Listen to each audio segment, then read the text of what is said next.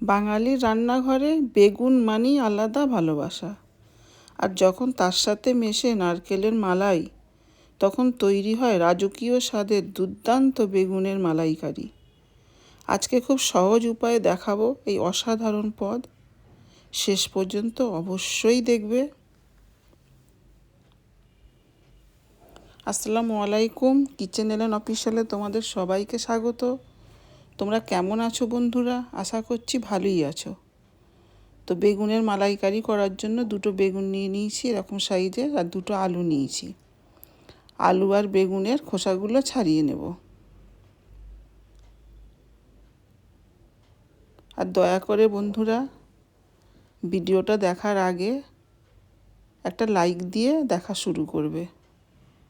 তাহলে কি হবে, ভুলে যাওয়ার সম্ভাবনাটা কম থাকবে। আর আমার চ্যানেলে যে সকল বন্ধুরা নতুন, যদি তোমাদের ভালো লাগে তাহলে প্লিজ একটা লাইক দিয়ে সাবস্ক্রাইব করে পাশে থেকে যাবে।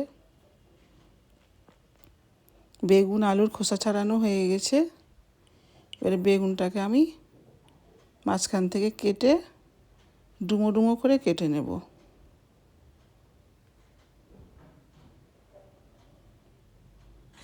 ঠিক এইভাবে কেটে নেব।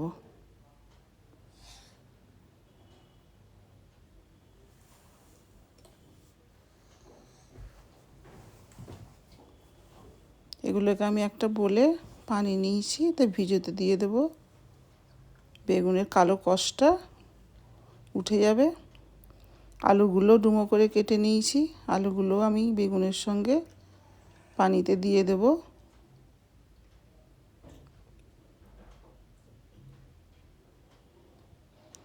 আমি নারকেল হাফ নিয়েছি, কুড়ে নিয়েছি। নারকেলের দুধ বার করে নেব।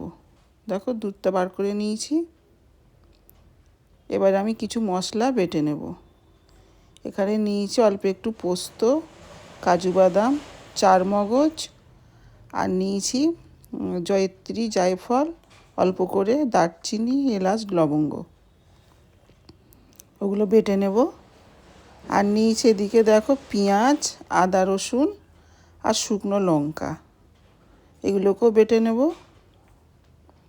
এবার আমি এটা মাটির হাঁড়িতে আমি এই মালাইকারিটা বানাবো।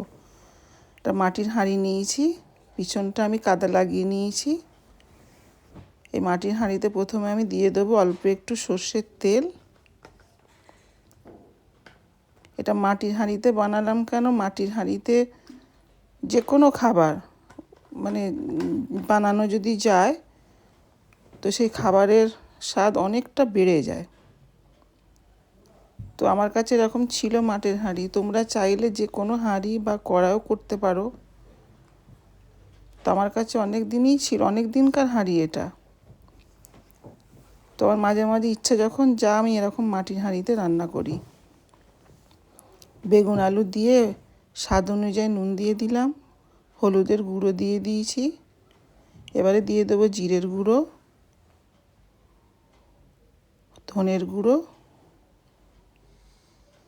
হাফ তেজপাতা নিয়েছি,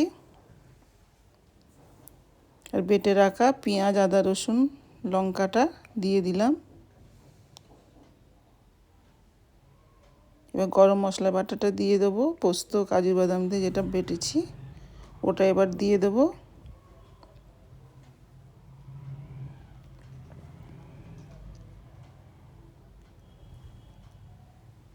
এবার ওপর দিয়ে আরেকটু সর্ষের তেল দিয়ে দেবো।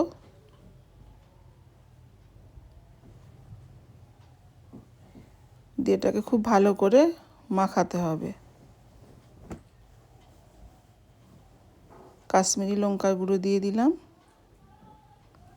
কাশ্মীরি লঙ্কা গুঁড়োটা তোমরা না যদি দিতে চাও না দিলেও হবে, আমি একটু কালারের জন্য দিলাম।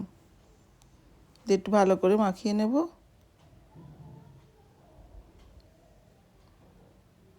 হাত দিয়ে মাখিয়ে নেব, মাখানোটা খুব ভালোভাবে হবে।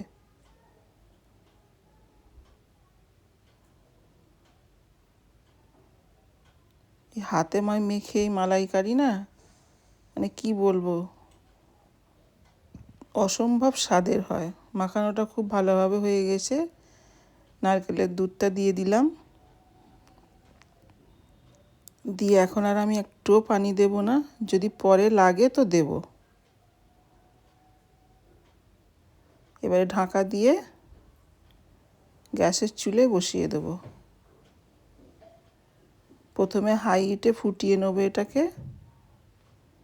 দেখো, প্রথমে হাই হিটে ফুটিয়ে নেব, তারপরে একদম লো করে দিয়ে দমেতে হবে, সব সিদ্ধ হবে। দেখো ফুটে উঠেছে, টমেটো কাটা দিয়ে দিলাম। একটা মাঝারি সাইজের টমেটো কেটে নিয়েছিলাম। আবার ঢাকা দিয়ে এবার ধিমে আঁচে করে দেবো। মাঝে আবার ঢাকা খুলে মটরশুঁটি দিলাম। মাঝে মাঝে এরকম খুলে একটু নেড়ে দিতে হবে, নাহলে হাঁড়ির নিচে লেগে যাবে।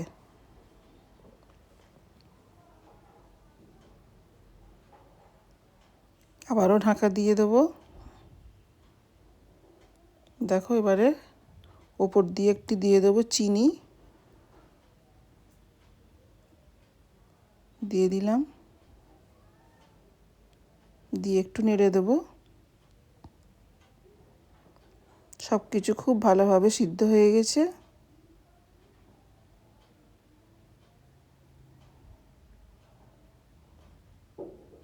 এবার অল্প একটু ধনেপাতা কুচি ছড়িয়ে দেবো। দেখো কত সহজে হয়ে গেল দুর্দান্ত স্বাদের বেগুনের মালাইকারি। খুব সহজ বানানো, খেতে অসাধারণ। দেখো এবারে ভাত, রুটি, লুচি, পরোটা যেটা দিয়ে ইচ্ছে মানে সেটা দিয়েই খুব ভালোভাবে খাওয়া যাবে। দুর্দান্ত লাগবে যেটা দিয়েই খাও। কেমন লাগলো তোমাদের কমেন্টে জানাবে।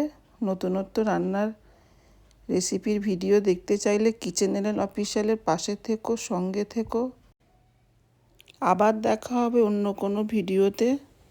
ততদিন তোমরা ভালো থেকো, সুস্থ থেকো।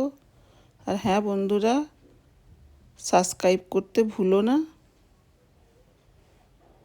এতক্ষণ আমার সঙ্গে থাকার জন্য অনেক ধন্যবাদ।